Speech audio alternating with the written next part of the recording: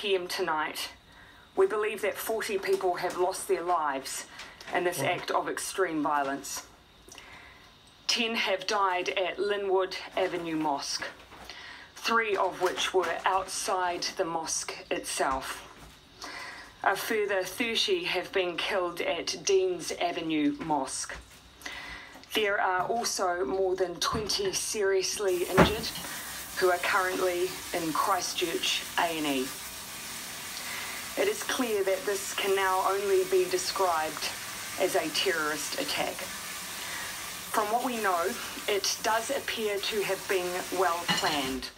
2 explosive devices attached to suspects' vehicles have now been found and they have been disarmed.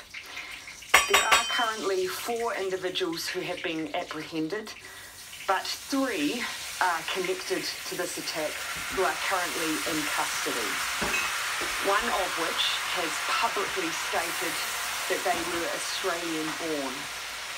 These are people who I would describe as having extremist views that have absolutely no place in New Zealand and in fact have no place in the world.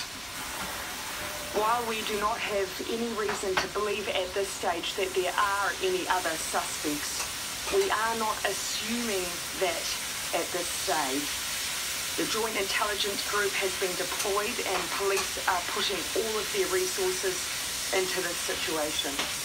The Defence Force are currently transporting additional police staff to the region. Our national security threat level has been lifted from low to high. This, I want to assure people, is to ensure that all our agencies are responding in the most appropriate way. That includes at our borders. Many of you will have seen that Air New Zealand has cancelled all turboprop flights out of Christchurch tonight and will review the situation in the morning. Jet services both domestically and internationally are continuing to operate. I say again, there is heightened security. That is, of course, so we can assure people of their safety, and the police are working hard to ensure that people are able to move around their city safely. I have spoken this evening to the Mayor of Christchurch, and I intend to speak this evening to the Imam. But I also want to send a message to those directly affected. In fact, I'm sure right now New Zealand would like me to share a message on their behalf too. Our thoughts and our prayers are with those who have been impacted today.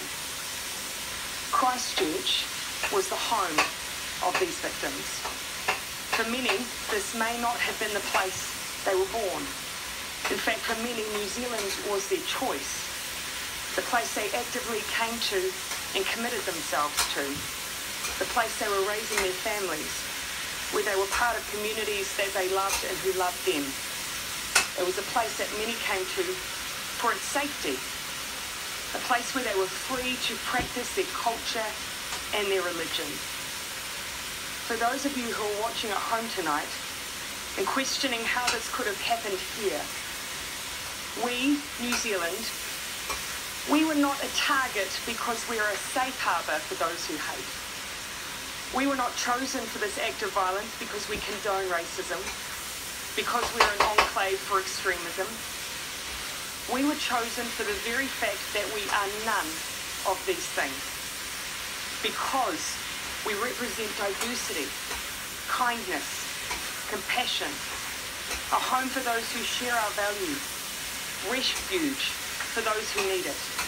And those values, I can assure you, will not and cannot be shaken by this attack. We are a proud nation of more than 200 ethnicities, 160 languages, and amongst that diversity we share common values. And the one that we place the currency on right now and tonight is our compassion and the support for the community of those directly affected by this tragedy. And secondly, the strongest possible condemnation of the ideology of the people who did this.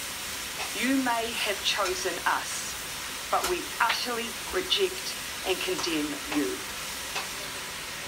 Elders.